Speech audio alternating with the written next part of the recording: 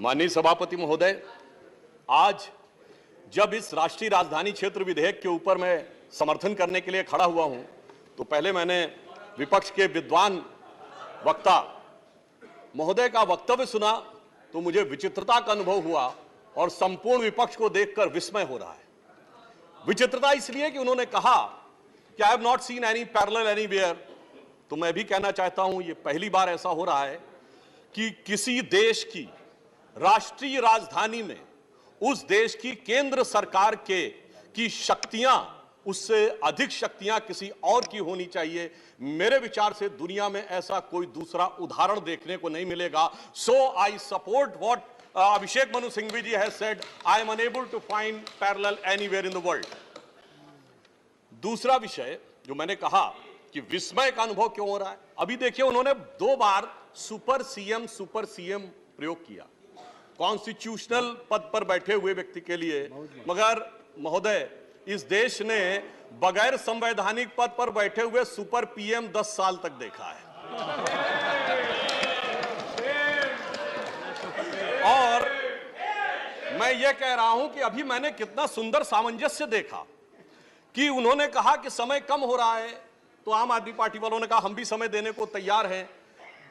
सारे विपक्ष को देख के विस्मय होता है कि कांग्रेस पार्टी, जिसका कि 3 राज्यों में स्थिति यह रही कि गुजरात में वोट हाफ कर दिया, बिल्कुल बता रहे हैं, सुनिए तो, अरे सुनिए तो, बता रहे हैं।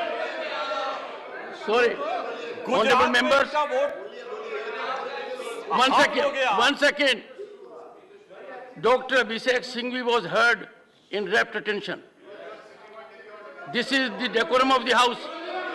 No. Yes, I am coming to that, sir. Let me do not get into disruptive mode. Dr. तो मैं कहना चाहता हूं कि ये लोग किस तरीके से आए हैं साथ में। अरे साहब, बहुत सारे शेर बोले तो ऑर्डिनेंस के पार्ट नहीं थे, हम भी बता रहे हैं आपको। I will have to name you.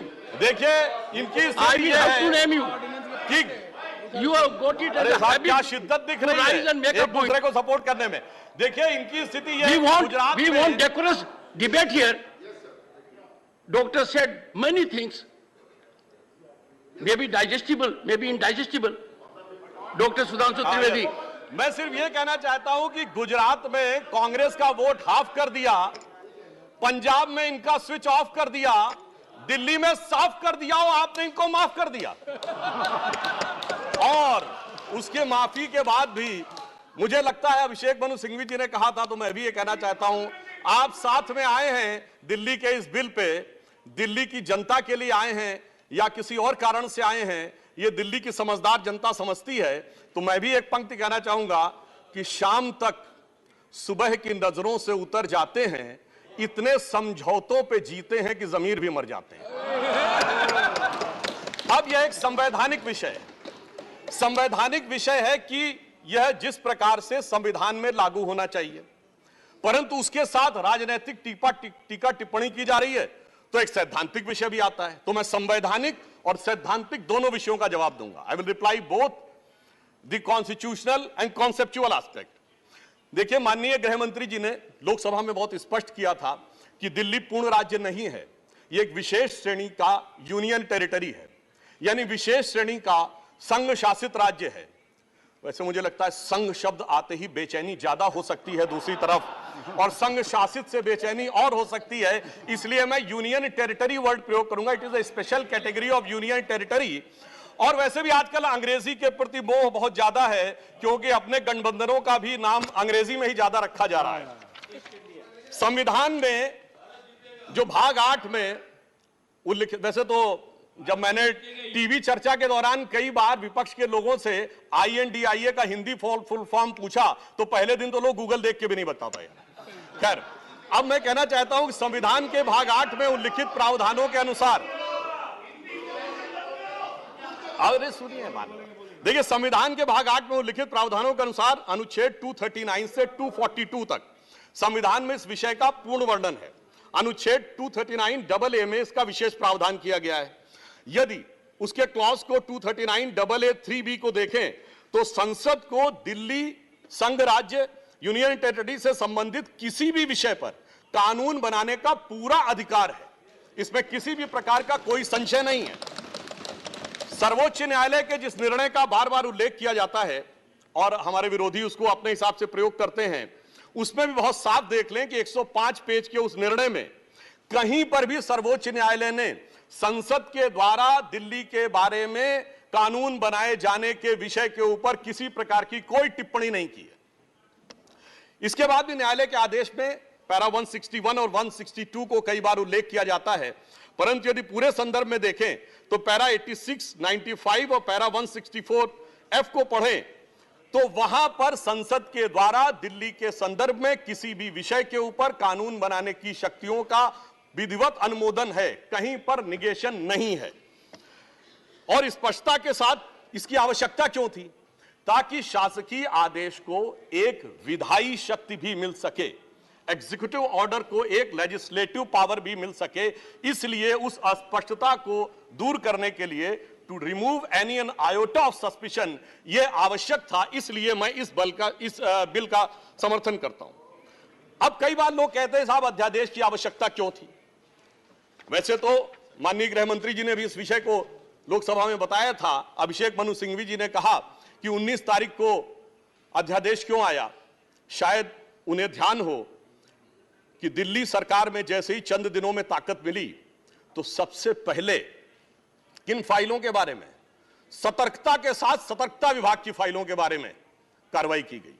Media में प्राप्त समाचारों के अनुसार सतर्कता सचिव ने यह रिपोर्ट किया कि रात 9 बजे मंत्री के द्वारा उनको कॉल किया गया, सुबह 3 बजे तक वह कार्रवाई चलती रही, 76 से अधिक फाइलें मंगाई गईं और उन्होंने उपराज्यपाल महोदय को यह आशंका भी व्यक्त की कि उसमें कई ऐसी फाइलें थीं जो कि गोपनीय थीं और उसके अनुसार उन फाइलों में किसी भी प्रकार की छेड़छाड़ भी संभव है। अब मुझे बहुत आश्चर्य होता है कि दिल्ली में बाढ़ आई तो दिल्ली फ्लड कंट्रोल अथॉरिटी की बैठक तो 2 साल से नहीं हुई, मगर विजिलेंस की फाइलें ओवरनाइट सर्च की गई। तो मेरे विचार से, और ये सर 16 और 17 मई की रात का था, तो मानी हुई बात है जब ऐसी परिस्थिति नजर आएगी तो उसके 1-2 दिन के अंदर अध्यादेश की आवश्यकता महसूस होगी। यहां मैं एक और बात भी कहना चाहता हूं कि ब्यूरोक्रेसी पर नियंत्रण की बात आम आदमी पार्टी की सरकार के द्वारा की जाती है, तो ये लोग तो अपनी एक पैरेलल ब्यूरोक्रेसी भी बना चुके हैं, क्योंकि अनेक प्रकार के समाचार पत्रों में आया है कि कई ऐसे लोग जो कि आम आदमी पार्टी के पदाधिकारी हैं, वो सरकारी पदों पर भी विद्यमान हैं और सरकारी पदों पर रहते हुए सरकारी शक्तियों का भी उपयोग कर रहे हैं। वैसे ये लोग बहुत दावा करते हैं कि उन्होंने बहुत सारी चीजें फ्री दिया, कुछ 100 रुपए दिल्ली की जनता को कुछ मामलों में फ्री मिला और अपने लोगों को कई मौकों पे, कई जगहों पे, दर्जनों से ऐसे लोग हैं जिनको लाख लाख 1.5 लाख की तनख्वाहें मिली। और यदि आरोपों को देखा जाए तो करोड़ों रुपए के घोटालों के आरोप हैं। एक कहावत होती है, माले मुफ्त दिले बेरहम। तो मैं कहना चाहूंगा इनकी तो स्थिति यह है कि माले मुफ्त दिले बेरहम, दिल्ली पे सितम और करोड़ों हजम। अब एक और बात जो ब्यूरोक्रेसी के नियंत्रण की बात है, तो मैं ध्यान दिलाना चाहता हूं, इस दिल्ली प्रदेश में एकमात्र ऐसा प्रकरण हुआ जो पूरे देश के इतिहास में बहुत विचित्र था कि दिल्ली के मुख्य सचिव ने दिल्ली के मुख्यमंत्री आवास के अंदर अपने साथ मैन हैंडलिंग का आरोप लगाया। मेरे विचार से पूरे भारत के इतिहास में ऐसा कोई उदाहरण नहीं होगा कि इस प्रकार की बात, इस प्रकार का आरोप लगा हो और वह भी मुख्यमंत्री की उपस्थिति में लगा हो। यह दर्शाता है कि ब्यूरोक्रेसी को नियंत्रण करने की जो छटपटाहट है उसमें वास्तविकता में वो फितरत क्या है। और मैं एक टेक्निकल पॉइंट कहना चाहता हूं, दिल्ली का कोई स्टेट कैडर नहीं है, जैसे राज्यों का कैडर होता है तो राज्य का मुख्यमंत्री उस कैडर को नियंत्रित करता है। जो आईएएस और आईपीएस अधिकारी होते हैं वो यूनियन टेरिटरी कैडर में आते हैं। जब वो सारे राज्यों में, सारी केंद्र शासित राज्यों में उनका स्थानांतरण हो सकता है, तो मैं आपके माध्यम से विपक्ष से पूछना चाहता हूं कि यदि दिल्ली के एक अधिकारी का ट्रांसफर गोवा होना है और दिल्ली के सीएम की उस पर एब्सोल्यूट अथॉरिटी होगी तो यह कैसे संभव हो सकता है? इसलिए यह आवश्यक है कि इस विषय के ऊपर केंद्र सरकार की शक्तियां परिभाषित हो। अब एक दूसरी बात भी है, दिल्ली में स्टेट कैडर भी नहीं है, यानी जैसे स्टेट पब्लिक सर्विस कमीशन होता है और राज्य के कैडर होते हैं, तो यहां भी दानिक्स कैडर है। यानी दानिक्स कैडर में भी 3-4 यूनियन टेरिटरी आती हैं, दमन, दीव और अन्य। अब दानिश कैडर के एक अधिकारी की जरूरत यदि अंडमान में या दमनदीव में भी होगी और दिल्ली का मुख्यमंत्री यह तय करेगा, तो क्या यह संवैधानिक दृष्टि से उचित है? इसलिए मैं कहना चाहता हूं कि माननीय गृह मंत्री जी ने जो यह विषय रखा है वो पूरी तरीके से उचित है। अब दुरुपयोग की बात में मैं एक और बात कहना चाहता हूं, इनकी वास्तविक मंशा क्या थी। दिल्ली में एक जनरल फाइनेंशियल रूल 2019 है जो ये कहता है कि 10 करोड़ रुपए से अधिक का अगर किसी भी प्रकार का व्यय होगा तो वह मंत्री की शक्ति से बाहर होगा और वह एलजी के पास जाएगा। महोदय, इनके मुख्यमंत्री जी का जो मकान या वजीर आला का अजीमुशान महल बनाने के लिए जो बिल बने साहब, वो पूरे उसके एक साथ नहीं बने। 10 करोड़ से कम के 8.5, 8, 7.5, 9 करोड़ रुपए के डिफरेंट बिल बने और एक मद ऐसा है जिसमें कि मुख्यमंत्री कार्यालय के कर्मचारियों के लिए महोदय जानते कितने का बिल बना? 9.99 करोड़, यानी 0.01 से कैसे बचा जा सकता है कि टेंडर न करना पड़े, मन मुताबिक खर्चे कर लिए जाएं। यह दर्शाता है कि नियमों के प्रति और ब्यूरोक्रेटिक नियमों के प्रति इनके मन में क्या आस्था है। और इतना ही नहीं, दिल्ली मेट्रो के लिए तो वृक्ष काटने की परमिशन वर्षों तक नहीं मिलती थी, मगर मुख्यमंत्री आवास के लिए वृक्ष काटने की परमिशन उनको मिल जाती थी। अब इसके साथ मैं एक और बात कहना चाहता हूं, एक नैतिकता सैद्धांतिकता का सवाल उठाया जाता है। तो मैं कोट करना चाहता हूं कि दिल्ली के मुख्यमंत्री जी ने, जिनका वो आलीशान शीश महल बना हुआ है, उन्होंने 27 अक्टूबर 2013 को शीला दीक्षित जी के विषय में लिखा था ट्वीट, और उनको मैं कोट कर रहा हूं। उन्होंने कहा कि दिल्ली की मुख्यमंत्री शीला दीक्षित जी के घर में 10 एसी लगे हैं। मैंने तो सुना है कि बाथरूम में भी एसी लगे हैं। कौन भरता है इस एसी का बिल? और आगे वो कहते हैं, मेरा तो कलेजा कांप उठता है ये सोचकर कि दिल्ली की 40% जनता झुग्गियों में रहती है, तो कोई मुख्यमंत्री ऐसे आलीशान घर में कैसे रह सकता है। मैं कहना चाहता हूं, देखिए, केजरीवाल जी का कलेजा कापा हो या ना कापा हो, रूह कापी हो ना कापी हो, रूह है क्या है, किसकी रूह है, उस पर मैं टिप्पणी नहीं करना चाहता, मगर मैं एक बात जरूर कहना चाहता हूं कि शीला दीक्षित जी जहां भी होंगे उनकी रूह को बहुत तकलीफ हो रही होगी कि जब उनके ऊपर ऐसी बातें करने वालों के साथ वो सारे लोग आज आकर खड़े हुए होंगे। वैसे महोदय, उनके घर में 10 एसी थे, यहां तो 15 टॉयलेट भी हैं। और इतना ही नहीं, एक एक करोड़ रुपए के पर्दे भी लगे हुए हैं, और 1 करोड़ रुपए के पर्दे का एस्टीमेट है। और इतना ही नहीं, अब सुनिए, उनके सामने एक दूसरी समस्या हो गई है कि अभी तक जो बातें चल रही थी, अब उनके सामने यह समस्या है कि उन चीजों को कैसे छुपाएं। देखिए, मैं इनके लिए कहना चाहूंगा कि अब उनकी फितरत जग जाहिर हो चुकी है। तो आज आम आदमी पार्टी की स्थिति यह है कि अब जो चेहरे से जाहिर है छुपाएं कैसे, तेरी मर्जी के मुताबिक नजर आए कैसे। अब इस घर को सजाने का तसव्वुर हुआ बात की बात, अब तो मुश्किल है कि इस घर की हकीकत को छुपाएं कैसे। और यहां पर इसके बाद मैं कटाक्ष के बाद एक बात करुणा के साथ कहना चाहता हूं कि अन्ना हजारे के आंदोलन से निकली हुई वो पार्टी जो एक कमरे के मकान में रहते थे, और उससे निकली हुई पार्टी आज सैकड़ों करोड़ के इस आलीशान मकान में रहती हैं, तो मैं कहना चाहता हूं कि दिल्ली की जनता और जिन जिन लोगों ने उस आंदोलन का समर्थन किया उनके ऊपर भी एक आघात है। और साथ ही साथ ये एक बात का और भी संकेत देता है, फूड फॉर थॉट है देश के लोगों के लिए, कि एक्सपेरिमेंटल पॉलिटिक्स कई बार बड़े विचित्र परिणाम भी देती है। अब किसी नए नवेले प्रयोग को आजमाने का वक्त नहीं है, बल्कि आजमाए हुए मोदी जी के नेतृत्व को चमकाने का वक्त है। और बहुत से लोग ये कहते हैं, संवैधानिक नैतिकता का प्रश्न उठाते हैं कि अध्यादेश क्यों लाया गया। अध्यादेश के लाने का तात्कालिक कारण मैंने बता दिया, और वैसे मैं अपने विपक्ष के लोगों के सुलभ संज्ञान के लिए बता देना चाहता हूं कि इन लोगों ने कितनी बार अध्यादेश लाए हैं। नेहरू जी की सरकार में 70 बार, इंदिरा जी के जमाने में 77 बार, राजीव जी के समय में 35 बार, नरसिम्हा राव जी के समय में 77 बार, मनमोहन सिंह जी के समय में 61 बार, और जो यूनाइटेड फ्रंट गवर्नमेंट बनी थी भाजपा विरोध में, उसमें 1.5 साल में 77 बार। तो मुझे लगता है अध्यादेश का विषय उठाने से पहले इस अंक गणित को भी देख लेना चाहिए। अब मैं एक और बात कहना चाहता हूं, जो संविधान की दुहाई देते हैं उनके लिए, ये तो वो लोग हैं सभापति महोदय जिनकी संविधान में क्या आस्था है। इन्होंने संसद के द्वारा पारित सीए कानून के खिलाफ विधानसभा में प्रस्ताव पारित कर दिया। यह संविधान का सम्मान है।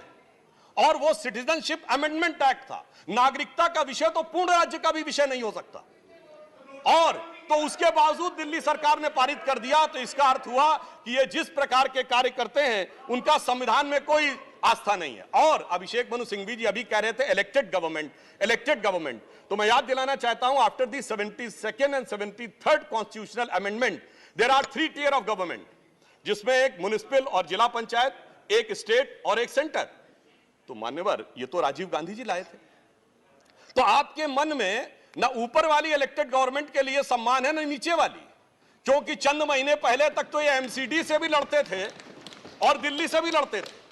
तो जब आप कॉन्स्टिट्यूशनल वैलिडिटी की बात करें तो मेरे विचार से तीनों गवर्नमेंट की बात होनी चाहिए, और केंद्र सरकार के संबंध में केंद्र से अधिक संवैधानिक शक्ति इलेक्टेड गवर्नमेंट में इस विषय के ऊपर किसी और की नहीं हो सकती। और मैं एक और बात वेदना के साथ कहना चाहूंगा, ये तो वो लोग हैं जिन्होंने गणतंत्र दिवस की परेड पर भी संवैधानिकता की बात करते हैं, जिस दिन संविधान लागू हुआ उसकी पूर्व संध्या पे प्रदर्शन किया था। महोदय, मैं बताना चाहता हूं, जिस समय इमरजेंसी लगी थी तब भी हमने कभी 15 अगस्त और 26 जनवरी के दिन राजनीति करने का प्रयास नहीं किया। तो वो लोग जब संवैधानिकता की दुहाई देते हैं तो बहुत आश्चर्य लगता है। और जब बार बार यह स्पष्ट किया जा चुका है कि फुल स्टेट नहीं है महोदय, मगर ये फुल स्टेट से भी संतुष्ट होने वाले नहीं है, इन्हें तो सुपर स्टेट चाहिए। और फुल स्टेट से सुपर स्टेट की दौड़ में मुझे डर इस बात का है कि मेंटल स्टेट में भी ना पहुंच जाएं कहीं, तो कोई आश्चर्य की बात नहीं हो सकती है। और यह बात इसलिए कह सकते हैं कि 49 दिनों की वो सरकार, जब कांग्रेस पार्टी ने इनकी पालकी ढोकर सत्ता की दहलीज पहली बार पार कराई थी, उसके द्वारा अगर आप पारित इनका लोकपाल विधेयक देख लें तो उसमें संसद और सुप्रीम कोर्ट और जाने क्या क्या सारी चीजों को एक में मिला लिया गया था। और मैं एक बात और कहना चाहता हूं, ये तो वो पार्टी देश का संविधान छोड़िए, अपनी पार्टी के संविधान में आस्था नहीं रखती।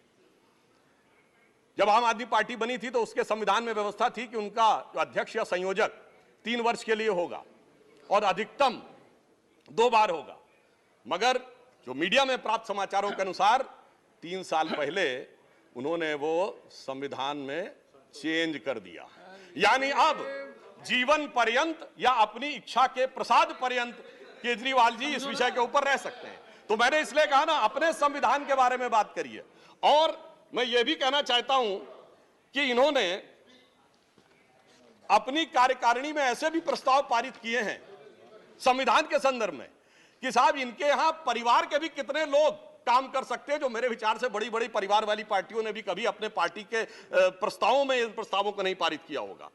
और मैं ये भी कहना चाहता हूं कि बहुत आश्चर्य लगता था कि जब ये इंडिया अगेंस्ट करप्शन के स्वरूप से आगे बढ़े थे, तब एक ही पंक्ति में बता देना चाहता हूं, क्योंकि जब आप इसकी बात करते तो क्या क्या नहीं था, कहां से बात शुरू हुई थी, हम राजनीति में नहीं आएंगे, फिर कसम खाते कांग्रेस का साथ नहीं लेंगे, फिर उसके बाद बंगला नहीं लेंगे, फिर शपथ खाते हैं गाड़ी नहीं लेंगे, फिर शपथ खाते हैं सुरक्षा नहीं लेंगे।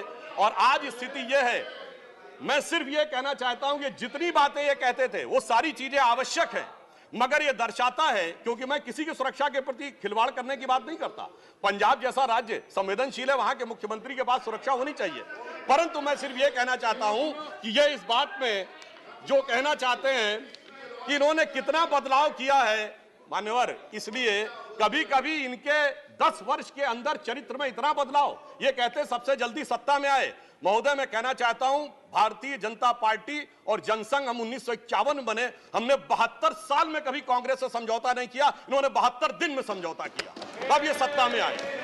और इसलिए आज दिल्ली की जनता अपने को ठगा हुआ महसूस करती है। और शायद दिल्ली के लोग ये कह रहे होंगे कि मैं समझता था वो कितने मासूम थे, क्या से क्या हो गए देखते देखते, जिनको पत्थर से हमने बनाया सनम वो खुदा हो गए देखते देखते। और मैं एक और बात भी कहना चाहता हूं संक्षेप में, मेरे विचार से इनको अध्यादेश पढ़ना चाहिए, संविधान पढ़ना चाहिए और दिल्ली का अधिनियम पढ़ना चाहिए, क्योंकि अपने को कहते हैं सबसे पढ़े लिखे मुख्यमंत्री।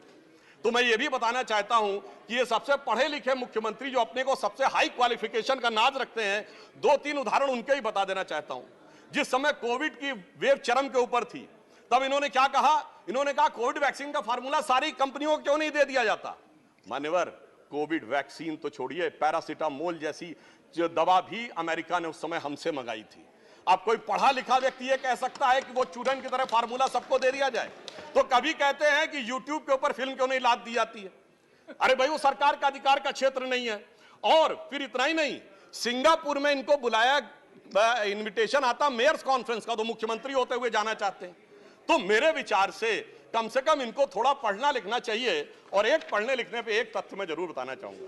जब न्यूयॉर्क टाइम्स अखबार में इनकी तारीफ निकली थी तो इनके मुंह से निकल गया था कि दुनिया का सबसे बड़ा अखबार, और उसमें इतनी तारीफ निकलवाना आसान नहीं है। वैसे निकलवाना शब्द निकल गया था, मगर मैं पढ़े लिखे मुख्यमंत्री को यह भी बताना चाहता हूं महोदय कि न्यूयॉर्क टाइम्स दुनिया का सबसे बड़ा अखबार नहीं है। वो है यमुनी शिंबुन, जापान का। अमेरिका का भी सबसे बड़ा अखबार वो नहीं है, वो यूएसए टुडे। और इतना ये समझिए, इतना ही नहीं, भारत का times of India, Dainik Bhaskar, और वो भी उनसे अधिक हैं। तो मैं सिर्फ ये बताता हूं, अरे भाई, जिस अखबार का नाम लेते हैं कम से कम उनको तो पढ़ लेना चाहिए था। मैं आपको अधिक समय न लेते हुए मैं सिर्फ ये कहना चाह रहा हूं महोदय कि इनको ना पढ़ाई से मतलब है, इन्हें ना पढ़ाई से मतलब है, न लिखाई से मतलब है, इन्हें तो बस कमाई से मतलब है, और वो भी ऊपर वाली कमाई से। और अंत में मैं कहना चाहता हूं सर, अंत में एक लाइन और कहना चाहता हूं कि आज सब लोग मिले, आम आदमी पार्टी और कांग्रेस एक साथ मिले, भारत की सबसे पुरानी पार्टी, पुरानी धुरानी पार्टी, नई पार्टी, नई नवेली पार्टी, अजब अलबेली पार्टी, सब मिलकर एक हो गए। मगर प्राप्त क्या किया? दोनों ने सिद्धांतों से समझौता किया, और कांग्रेस ने भी इतना सयाना दांव चला कि इन्होंने अगर उनका हाथ पकड़ के दिल्ली अध्यादेश पर समर्थन लिया हो तो अविश्वास प्रस्ताव ले आए, लीड उनको मिल गई। तो इसलिए मैं कहना चाहता हूं अंत में कि इन लोगों को आखिर में क्या प्राप्त हुआ, ये पंक्ति कह के समाप्त करता हूं कि इनको विधेयक भी नहीं मिला और सम्मान भी नहीं मिला, यानी इज्जत भी गई, बात भी नहीं मिली। तो एक पंक्ति कहता हूं, न तुम ही मिले, आप लोगों के लिए लागू है, न तुम ही मिले न मयस्सर तुम्हारी दीद हुई, दीद मतलब साइट, न तुम ही मिले न मयस्सर तुम्हारी दीद हुई, तुम ही कहो ये मुहर्रम हुई कि ईद हुई। धन्यवाद।